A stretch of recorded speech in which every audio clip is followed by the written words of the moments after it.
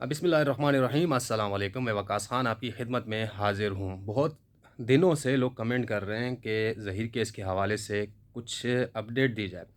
तो जब तक मुकम्मल मालूमात नहीं होती तब तक मैं अपडेट नहीं करता।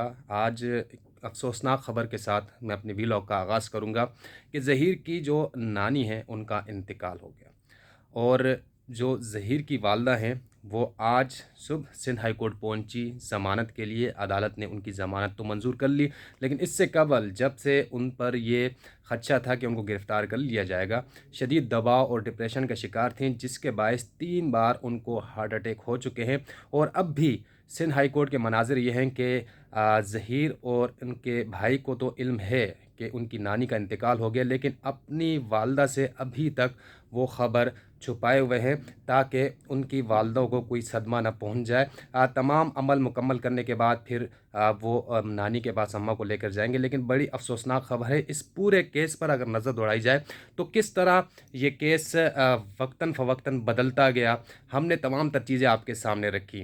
प्रोसिक्यूशन से लेकर जो पुलिस एहलकार है, पुलिस अफसरान हैं, उनके तबादले, उन पर दबाव। उसके बाद प्रोसिक्यूशन जो कि इससे कबल ये कहती रही कि इस केस में कुछ नहीं रखा, हमने लड़की बाजियाब करा दी है, अब इस केस में कुछ नहीं है तो केस को ख़त्म किया जाए, सिंध में ये केस नहीं बनता। लेकिन उसके बाद यू टर्न आता है और प्रोसिक्यूशन यकसर अपने बयानात और अदालत में दिए गए डॉक्यूमेंट्स में तब्दील दिखाई देती हैं। ये बज़ाहिर नज़र आ रहा है कि कोई ना कोई बहुत बड़ा प्रेशर था प्रोसिक्यूशन पर, और सरकारी अफसरान होते हैं ये, ज़ाहिर दबाव कोई कोई बर्दाश्त कर सकता है, और जो नहीं कर सकता था वो अदालतों में फिर जो मुद्दई मुकदमा है उनकी सफ़ में खड़े होते दिखाई दिए। कुछ दिन पहले पुलिस अफसर इस केस में तब्दील हो चुके हैं। इसके साथ साथ मैं आपको बताता चलूँ कि एक सूबाई वज़ीर शहला रज़ा आबदी वो मुस्तकिल इस केस पर नज़र रखे हुए हैं, और रिसेंटली उनका ये बयान मंजर आम पर आना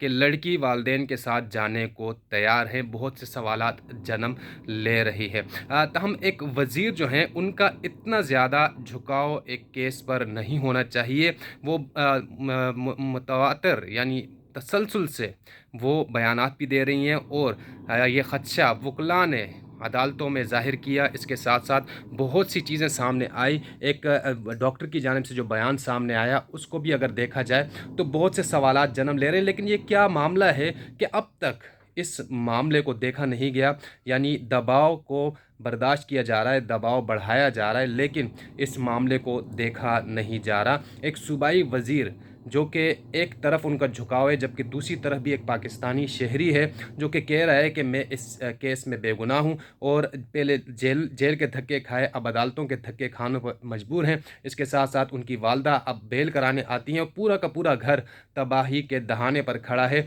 लेकिन एक मुल्क का शहरी यानी उस पर दबाव डाला जा रहा है, और एक सूबे की वज़ीर के ज़रिए से दबाव डाला जा रहा है, लेकिन दूसरी तरफ कोई भी पुरसान हाल नहीं है। तमाम ये सारी सूरत हाल है इस केस का। अब अगर जो रुख सामने आ रहा है वो ये आ रहा है कि कहा यह जा रहा है, यानी लोग ये हम वीलॉग्स भी देख रहे हैं, मुख्तलिफ़ चीज़ें देख रहे हैं कि लड़की माँ बाप के साथ जाने को तैयार है।